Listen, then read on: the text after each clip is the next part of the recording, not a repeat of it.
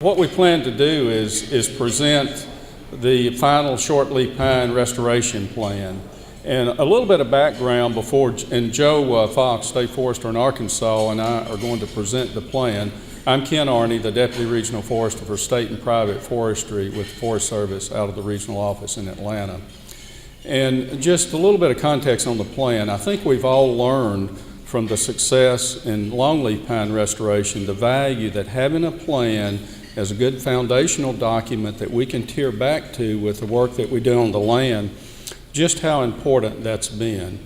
Learning from that, we decided a few years ago that it's important that we develop a plan, a range-wide conservation plan for shortleaf pine, as it's almost very similar to longleaf pine, of course in a different geography, but it's a very imperiled ecosystem as well. So working with many folks, Mike Black, who's an employee at the University of Tennessee and is working as the director of the Shortleaf Pine Initiative, has really led the development of this plan. We have Holly Campbell here with the University of Georgia, forestry extension work, and she's going to be videoing this, so this will be put online in the next few days.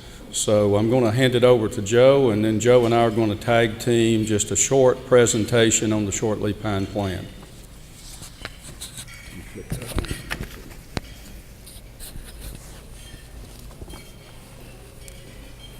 Well, a little bit about shortleaf. And I am Joe Fox. I'm from Arkansas, and I can proudly say that Arkansas has the most shortleaf pine of any state in the Union. So take that, Tom Bogus.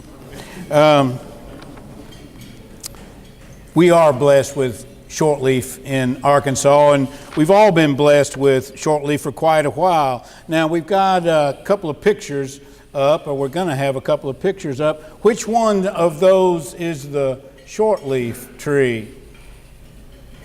Anybody want to take a guess? How about the one on the left? You think that's shortleaf? Well, it's the one on the right, the scraggly looking one that's taller and nicer, has those short needles in twos. Shortleaf has a great history in America. It was used during European colonization for building materials. It competed with eastern white pine for mass of the ships. It was used all over the New World and even shipped back to Europe for lumber.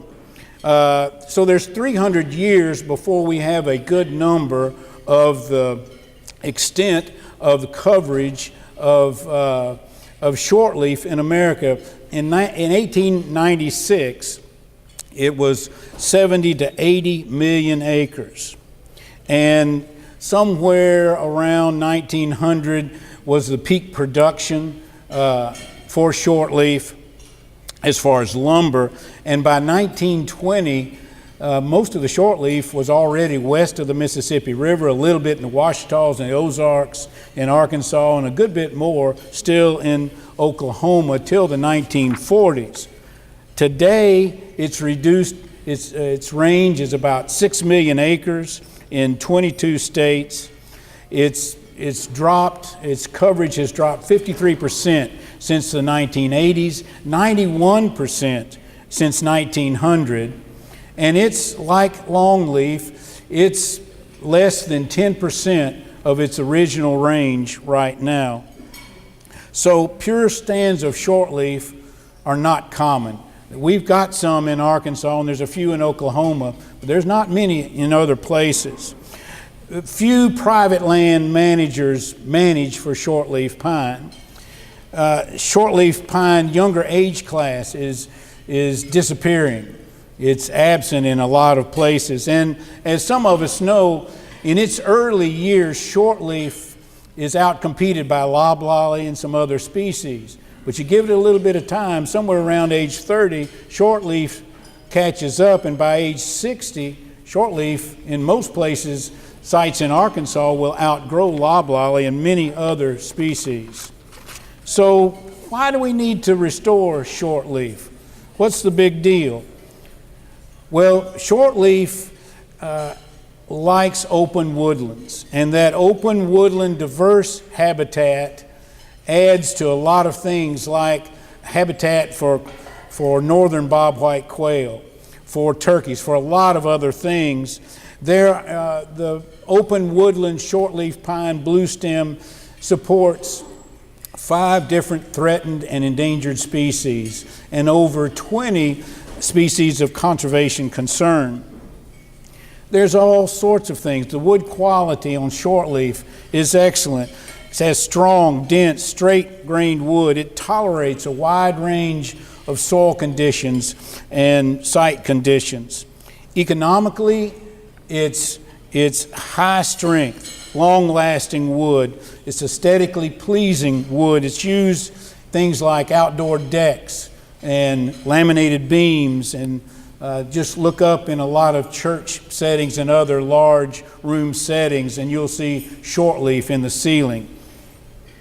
Its climate it likes different climates. It tolerates drought a lot better than other species.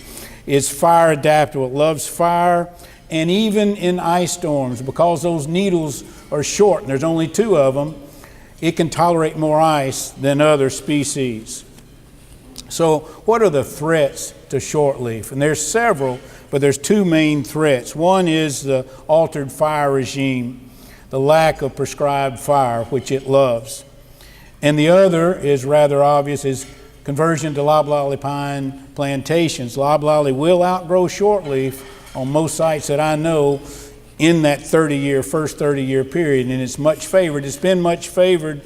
It's been selected against, shortleaf has been selected against by timber markers since the 1950s because of that fact. So there are multiple barriers to shortleaf restoration. One is fire capacity, the lack of our capacity to put fire on the ground, or the lack of thereof. But also a lack of understanding of how shortleaf grows and what it can do, especially as it gets above the other competitors in the overstory at age 25 or 30. And there's a lack of training of those managers to teach them what it takes to restore shortleaf, and therefore a lack of motivation for prescribed fire. It's difficult to establish. About 1 in every 7 years is a good seed crop year for shortleaf. And so even in a natural setting, it's difficult to reestablish. And in plantation settings, the seedlings don't have as good a survivability. I think I made up a word. They don't survive as well as other plantations. So we've got some work to do in establishing shortleaf. But what it really needs is a range-wide plan. So Ken's going to come and tell us about our vision going forward for shortleaf pine.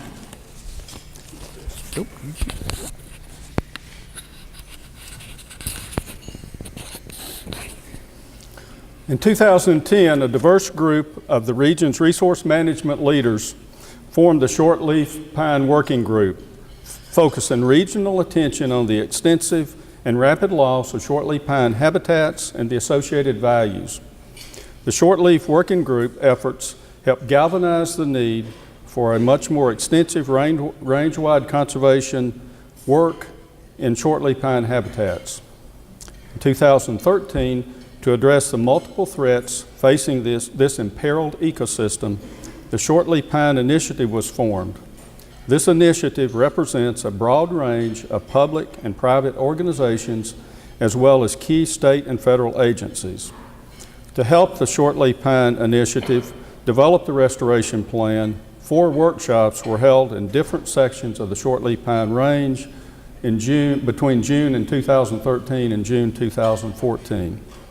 During the workshops, participants identified the status of, as well as threats and barriers to restoring the shortleaf pine ecosystem. Before we review the plan, let's take a moment to reflect on the mission and vision of the Shortleaf Pine Initiative. The vision of the Shortleaf Pine Initiative is to restore the nation's legacy of shortleaf pine dominated woodlands for their full array of economic, ecological, and cultural benefits through a collaborative partnership effort across the historic range. The mission of the Shortleaf Pine Initiative is to provide the leadership and collaborative partnership framework for the restoration of shortleaf woodlands on a range-wide scale.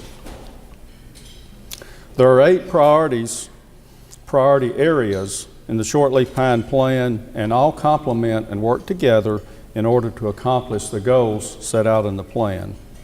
Each range-wide priority component and the associated objectives have multiple key actions to help benchmark success.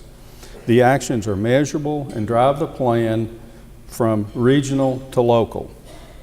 For example, in both the public and private lands component of the plan, the important key action is to establish 10 shortleaf pine restoration areas, that would be 5 on public land and 5 on private lands, throughout the range of shortleaf pine.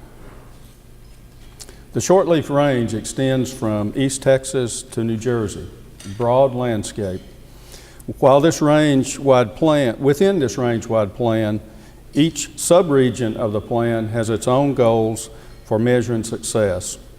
With the interior Highlands range, the goal is to restore 36,000 acres of shortleaf pine annually.